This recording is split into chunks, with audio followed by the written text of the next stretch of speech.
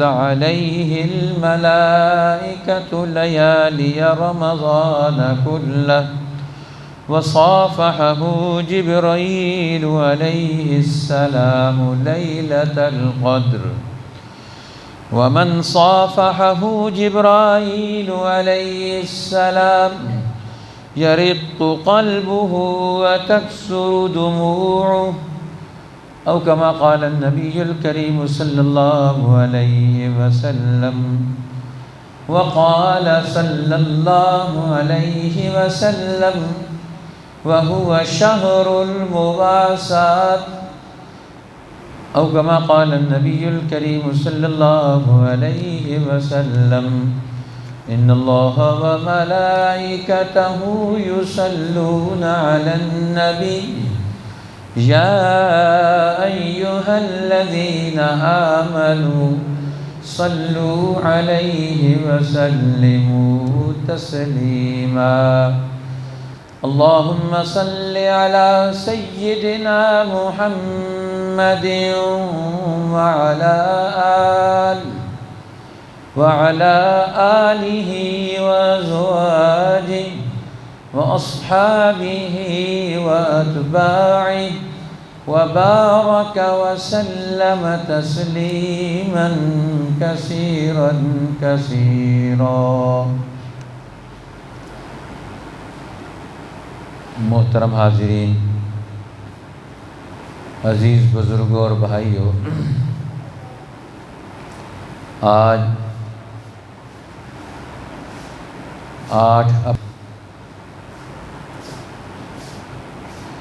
6 رمضان المبارک 1443 ہجری کا یہ جمعۃ المبارک ہے. چاند طلوع ہوتا ہے تو یہ زندگی کے اوقات کا شیڈول بدلتا ہے، ہر ایک کا شیڈول بدلتا ہے. اب سب کے سب لوگ جو ویسے بکھرے ہوئے ہوتے ہیں، یہ ماہ مبارک بکھرے ہوئے لوگوں کو ایک دسترخوان پر جمع کر دیتا ہے، سحری کو بھی اور افطاری کو بھی، اور جمع کرتا ہے ان کی دین اور دنیا دونوں کو جمع کر دیتا ہے. اب روزہ رکھ کر جمع ہیں اور روزہ رکھنے کے لیے جمع ہیں. ارادے بدل گئے سب کے. خیر کا ارادہ یہ ان کے اوپر حاوی ہو رہا ہے. اب دنیا بھی ان کے خیر کے ارادے کے تابع ہو رہی ہے.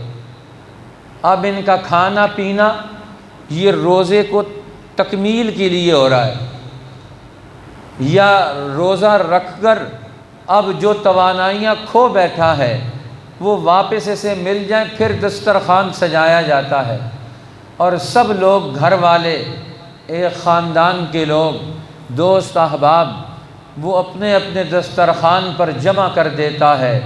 یہ ماہ مبارک اب جو پورا سال جمع نہیں ہو سکتے اپنی مجبوریوں کی وجہ سے، کوئی کہاں گیا ہوا ہے، کوئی کہاں گیا ہوا ہے، کوئی کس کام میں مصروف ہے، اب سب کی ساری مصروفیات وہ سحری اور افطاری کے ساتھ جمع ہو جاتی ہیں. اب ایک شوق پیدا ہو جاتا ہے پورے معاشرے میں، ہر آدمی میں شوق ہے، بڑوں میں بھی اور بچوں میں بھی، جوانوں میں بھی. اگر ان کا مزاج سلامت والا ہو، درست ہو، تو ان میں شوق ضرور ہوتا ہے کہ ہم روزہ رکھیں. اب بچے تو ضد کرتے ہیں. اس دن ایک ہمارے دوست نے مسئلہ پوچھا کہ ہمارے بچوں نے ضد کی وجہ سے ہم خود لیٹ اٹھے سحری کے وقت میں، آخری 15 منٹ تھے تو جلدی جلدی جو کچھ پکایا کھایا. بچوں کو ہم نے جگایا نہیں، چھوٹے بچے تھے 9-10 سال کی عمر میں، تو ان کو ہم نے جگایا نہیں. اب انہوں نے مسئلہ پوچھا کہ انہوں نے تو روزہ رکھ لیا بغیر کھائے پیے ہوئے. اب بغیر کھائے پیے ہوئے روزہ رکھ لیا. ہم نے انہیں بڑا سمجھایا کہ ٹائم تھوڑا تھا اس لیے آپ کو نہیں جگایا. وہ کہتے نہیں، آپ نے ہم سے دھوکہ کیا ہے، جان بوجھ کر نہیں جگایا. اس لیے بچوں میں بھی شوق ہے. کہاں سے آ گیا؟ یہ اللہ نے ہوا چلا دی، فرشتوں کی آمد ہے انسانی معاشروں میں، اللہ کے فرستادہ شامل ہو گئے، بندوں کے ساتھ، بندوں کی نیتیں بدل گئیں۔ نیتیں بدلتی ہیں تو اس کے آثار ظاہر ہوتے ہیں۔ جس طرح بارش برستی ہے تو اس وقت ٹھنڈ پیدا ہونی شروع ہو جاتی، ہر ایک جسم ٹھنڈک، فرحت، خوشی محسوس کرتا ہے، درخت بھی خوش ہوتے ہیں، جانور بھی بارش سے خوش ہوتے ہیں، انسان بھی خوش ہوتے ہیں، زمین بھی خوش ہوتی ہے، پہاڑ بھی خوش ہوتے ہیں، رحمت کی بارش برستی ہے۔ اور جب رمضان کا چاند طلوع ہوتا ہے تو اللہ کی رحمت کی بارش برستی ہے، اللہ کے نور کی بارش برستی ہے، اللہ کی تجلی کی بارش برستی ہے، اللہ جل جلالہ کی عنایات اور مہربانیاں بندوں کی طرف متوجہ ہو جاتی ہیں۔ اللہ جل شانہ پورا سال اس ماہ مبارک کے لیے جنت کو تیار کرواتے ہیں۔ ان الجنت تزین من رأس الحول الی الحول، پورا سال یہ جنت مزین کی جاتی ہے، ڈیکوریٹ کی جاتی ہے، آراستہ کی جاتی ہے، تیار کی جاتی ہے۔ اور پھر رمضان المبارک میں اللہ تعالیٰ پوری جنت کو پورے سال اپنی ملکوتی قوتوں کو لگا کر تیار کرتے ہیں، اور تیار کر کے جنت کے دروازے امت محمدیہ کے لیے کھول دیتے ہیں۔ اب قیامت تک کے آنے والے سب انسان وہ امت محمدیہ میں شامل ہیں، یہودی بھی، عیسائی بھی، سکھ بھی، مسلمان بھی، کافر بھی، ہندو بھی، یہ سب امت محمدیہ ہے۔ اب سب کے لیے دروازے جنت کے کھول دیے۔ جنت کسی ملکیت نہیں ہے۔ یہودی کہیں جنت ہماری ملکیت ہے، یہودی کہتے تھے ہماری ملکیت ہے۔ لن يدخل الجنت الا من كان هودا او نصارا، وہ ٹھیکیدار بنے ہوئے تھے جنت کے۔ جنت ہماری ہے، صرف نیک کام کوئی بھی نہیں کرنا، صدقہ خیرات کوئی بھی نہیں کرنا، اپنی کتاب کا علم اور عمل کوئی حاصل نہیں کرنا، ٹھیکیدار جنت کے ہیں۔ جنت میں ہمارے سوا کوئی نہیں جائے گا، جنت پر ہم کھڑے ہوں گے، کسی کو جانے نہیں دیں گے، بھئی جنت تو اللہ کی ہے۔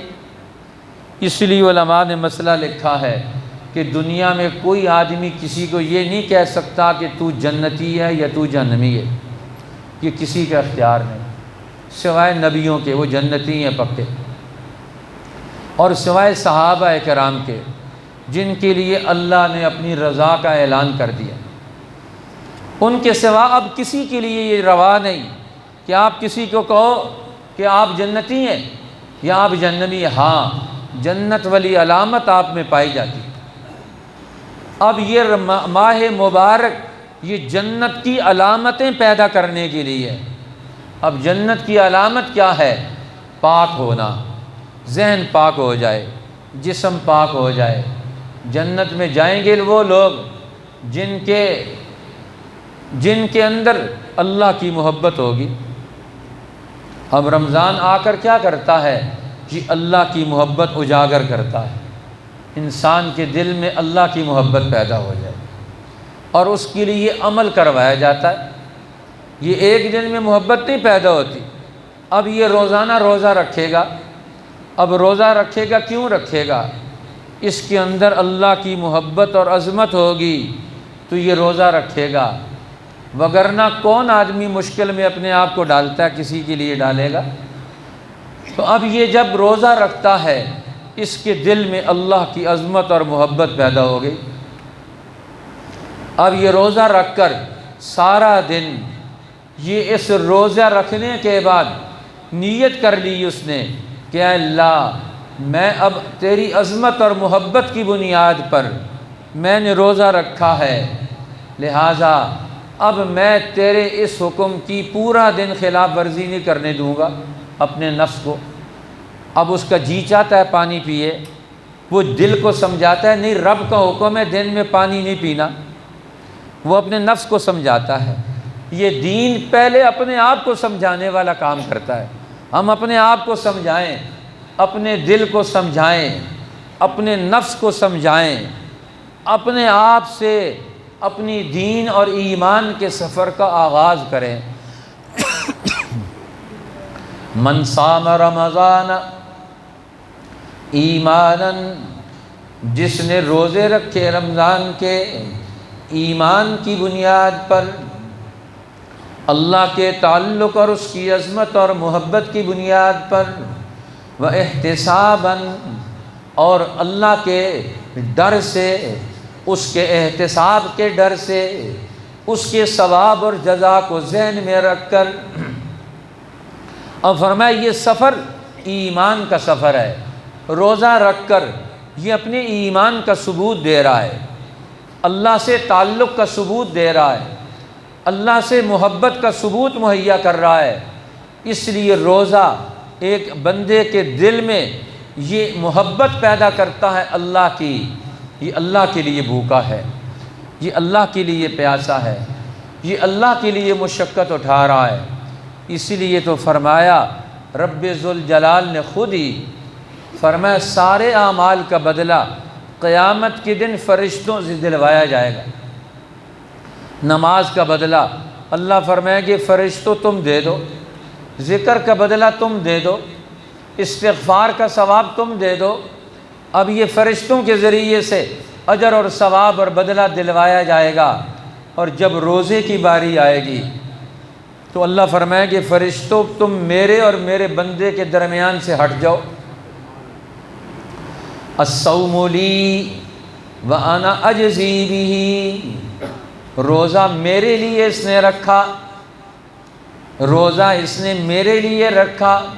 کسی کو پتہ نہیں کس کا روزہ ہے کہ نہیں ہے، کوئی ایسی ڈیوائس نہیں ہے کہ آپ کسی کی جسم میں فٹ کریں تو بتا دے کہ اس کا روزہ ہے۔ کوئی ایسا کیمرہ نہیں ہے کہ جو کسی کو بتا دے کہ اس کا روزہ ہے۔ کوئی ایسا طبیب نہیں جو نبض پر ہاتھ رکھ کے بتا دے کہ اس کا روزہ ہے کہ نہیں ہے۔ اب یہ اللہ اور بندے کا معاملہ ہے، یہ ایک باطن چھپا ہوا خفیہ رشتہ ہے جس پر ظاہری علامات تو ہیں، لیکن اس کے اندر سے یہ آواز اٹھ رہی ہے کہ اے اللہ تیری عظمت و جلال کی بنیاد پر تجھے رب العالمین سمجھ کر، تجھے احکم الحاکمین سمجھ کر، تجھے الہ مطلق سمجھ کر، تجھے ہی میں سب محبوبوں کا محبوب سمجھ کر میں تیرے لیے تو روزہ رکھ رہا ہوں۔ اس لیے دن کا عمل یہ بھی اللہ کی محبت کی منزلیں طے کرواتا ہے اور اپنی خواہشات نفس سے انسان کو نکالتا ہے۔ اللہ کی محبت